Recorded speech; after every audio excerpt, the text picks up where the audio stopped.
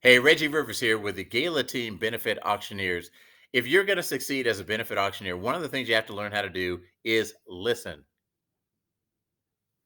right? It's you walk into a client meeting and you want to impress them with how much you know and how ready you are to be successful at their event and how much experience you have. And so you start talking and talking and talking. I've done this, I've done that, and I know how to do this, and I can help you with that, and I can help you with this, and I can solve this problem, and I can blah blah blah. And talk, talk, talk, talk, talk, talk, talk, talk, talk. Well, that's not very good customer service for your client.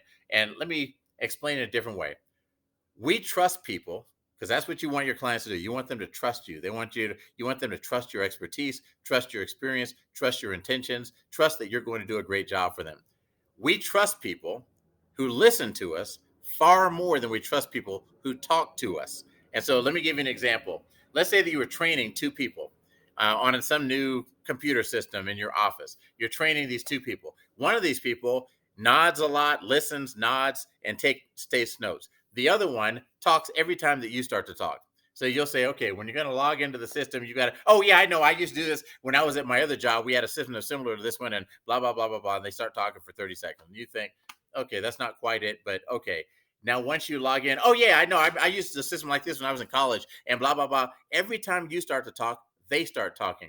When you get to the end of that training, which one of those two people do you trust more? Do you trust the one who took notes, nodded, and listened to you? Or you trust the one that talked every time you started talking? Well, it's obvious you trust the one who listened the most. When we're training somebody, we intuitively understand that we trust the one who listens. But when we go into a situation where we're the supposed experts, we forget that people trust people who listen to them way more than they trust people who talk to them. So when we go in and we're the experts, what the client is thinking is, hey, you're my trainee. I've got to train you. You don't know us. You don't know our event. You don't know about what we're trying to do. You don't know what our goals are. You don't know anything. So I'm trying to train you. But every time I start talking, you start talking. You interrupt me and you start talking. You talk for a minute and a half. And I think, well, why don't you just listen and we'll tell you? And so as a benefit auctioneer, if you want to be successful, you have to curb the desire to talk. You have to walk into your client meetings and you have to listen. In fact, I suggest that you adopt this pose, like deliberately get yourself into this pose, get a notebook out, have a pen in your hand, open your notebook, have your pen at the ready, have your eyes looking at the person who's talking, have a pleasant expression on your face, nod slowly as they talk, and take notes. That's what I recommend. That's the pose you need to be in.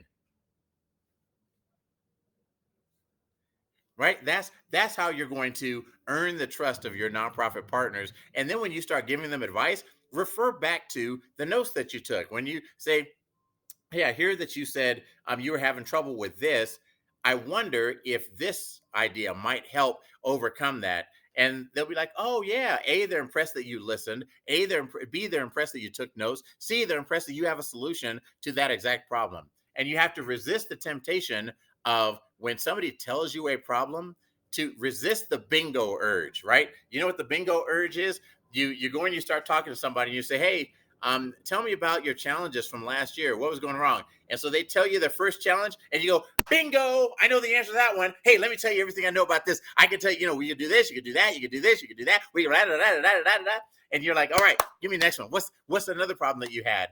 And they start telling you about another problem. You, bingo, I know the answer to that one too. And let me tell you, you start talking, resist the urge to do that. Don't play bingo because A, it shuts down the client. They get tired of you having an answer for every problem that they have. They get tired of you telling them that they've been doing it wrong for the past 10 years. Like, oh, you guys are idiots. Let me tell you how you could do it better. Right? You have to have some sensitivity to that.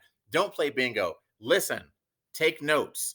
Take lots of notes, listen some more, take more notes. Then after they've told you everything they have, then ask them if it's okay to share some ideas. Is it okay? I've taken a lot of notes here. Is it okay if I share some of the ideas I have about how we might make things a little bit better this year? When you propose these ideas, do it gently. Recognize this is their baby. You can't tell them they have an ugly baby. This is their baby. Be gentle. Recognize they love this event. They love their organization. They love their donors. They love all of it. And so your advice as an outsider needs to recognize that and be compassionate in the way that you give advice. All right. So turn your ears up, turn your mouth down. You'll do good.